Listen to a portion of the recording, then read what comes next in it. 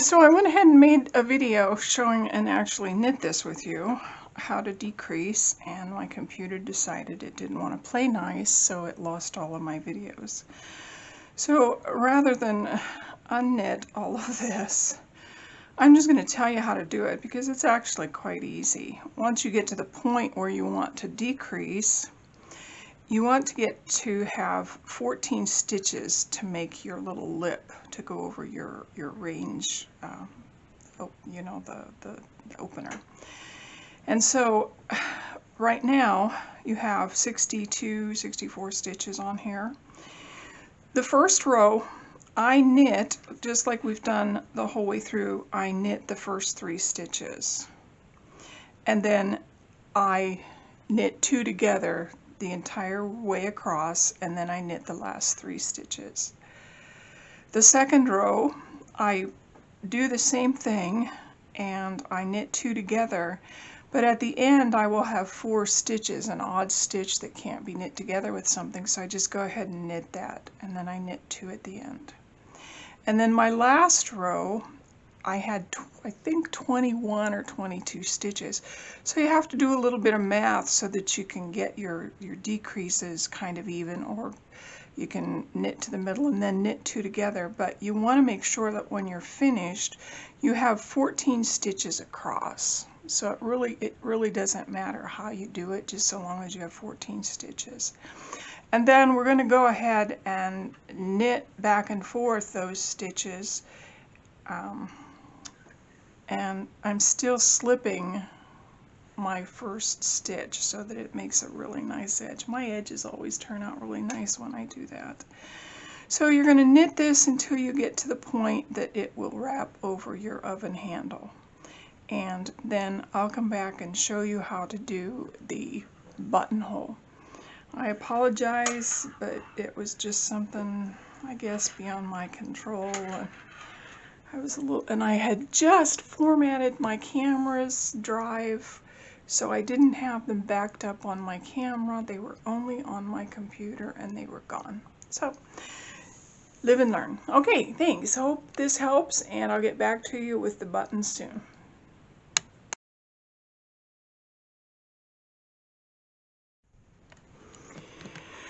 Okay, so I'm going to show you the 2 different buttons that I've used. Now, this is a smaller button.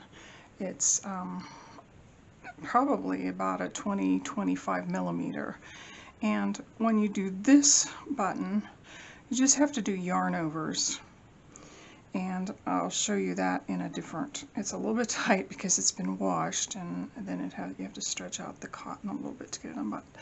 But this is just knit, and then you knit 2 together, knit 2 together, and knit, and then when you come back you do a double yarn over, which when you do 2 wraps of yarn, the next row when you come back you knit the first yarn over, but then you have to purl the second yarn over, because otherwise you're not getting anywhere, and then you finish it. So this is a double yarn over, and the 20-25 millimeter button takes a double yarn over. The one I'm going to show you today, it goes with these 40, they're 40 millimeter buttons. They're really pretty. They're the ones that I got at Amazon, and there's 3 different colors. There's a red one, an orange, yellowish gold, and then the dark brown walnut. So in order to get that, you have to actually bind off stitches. And so what we're going to do is I'm going to show you, you will knit 4, bind off 5, and knit 4. Now, knit 4, bind off 6, and then knit 4. Okay, and then you can see I just sewed the button on with a little piece of thread and hid my yarn, and it looks fine. It looks cute. I think the next one I'm going to do is going to be a lighter button. I think that'll be cuter than the dark one. Okay, so let's go ahead and I will show you how we do that. It's very easy.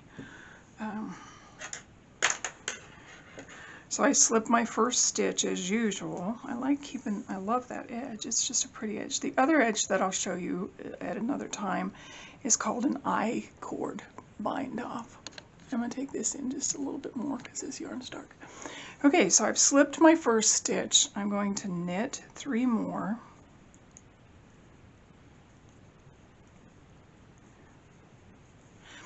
Okay, then I'll knit the next one, but I'm going to lift the previous stitch and pull it over.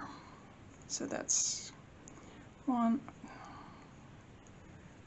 knit this one, pull it over, oops,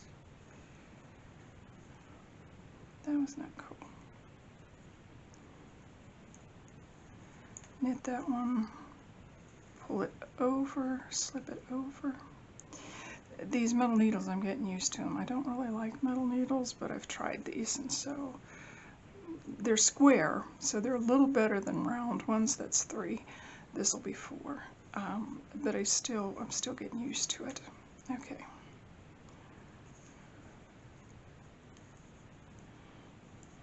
And that's 6. Okay, so I should have 4 more to knit. So let's go ahead and knit those. 1, 2, 3. And if it gets off and wonky, it's okay. It's not a big deal. It is, see, it's a little wonky. I have 3 over here and 5 over here. But you won't notice that with those big buttons. They get hidden. Okay, so now the next thing I have to do is the next row, I have to actually put those stitches back on to close up that hole. The hole that you've made here without stitches is going to actually have to be closed up.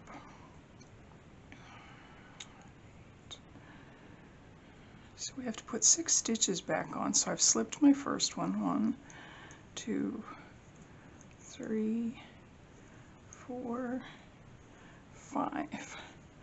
And I just turn my needles and I do a cast on, like when we were first knitting, when we first learned how to knit. And I'm going to take my needle out, pull it. So I'm going to go ahead and do 1,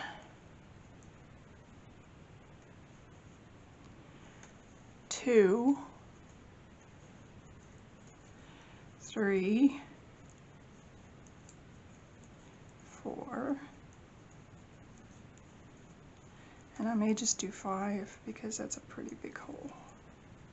Okay, so I have my needles cast back on, so you're going to turn it back again to the front side that you were knitting through.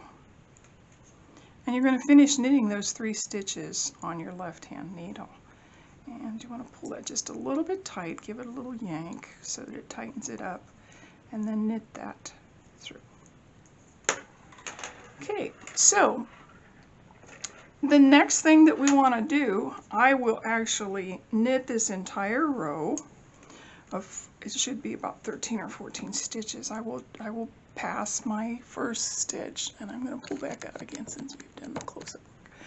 I will slip that one, and I'm going to knit straight across, and you're going to find 1, 2. You're going to have a little bit of a gap. So I pull this one a little bit bigger, and then when I get to the next one, I'll pull it just a little bit, and then I'll just keep knitting to the end. That first stitch is a little futzy when you add on stitches, but it all comes out. It tightens up after a while. And so there we have finished that side. Now, what we are going to do is we want to go ahead and there, see, you have your buttonhole now. So what we want to do is we want to go ahead and we want to get this to where it's a little bit of a round. So basically what you're going to do is you're going to just knit 2 together straight through again until we only have 1 stitch. And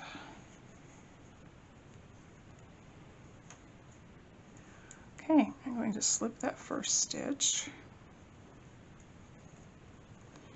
I'm going to knit 2 together, knit 2 together, Kind of like when this is basically what I was doing here to make it go from the wide to the very narrow, is I was knitting 2 together. We will knit 2 together.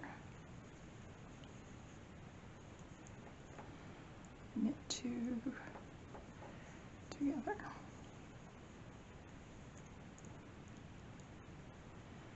Knit 2 together.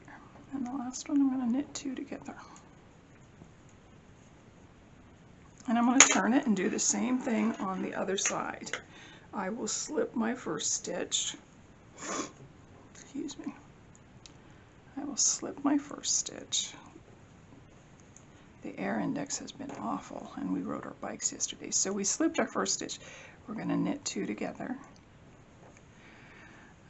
The air index is awful, and I have asthma, so it has really kicked up my lungs.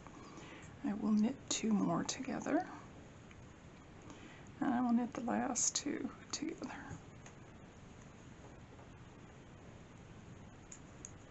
Okay, so now I have 4 stitches on my needle.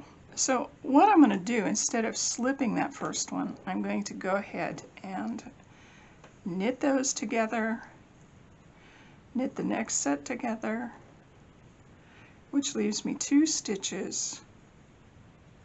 Oops, I split something.